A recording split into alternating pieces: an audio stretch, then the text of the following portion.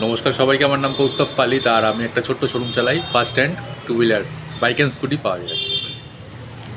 তো এক শোরুম আর অন রোড প্রাইস কী, ডিরেক্ট একদম ম্যাটারে আসছি যে এক শোরুম আর অন রোড প্রাইস কী। অনেকের রিপোর্ট আসছে যে আমরা বাইরে একরকম দাম দেখে এলাম, মানে অনলাইনে কিংবা পোস্টার দেওয়া থাকে, অ্যাড দেওয়া থাকে, ওখানে অনেক কম দাম দেখে এলাম, আপনি 20,000 টাকা বেশি বলছেন কি করে।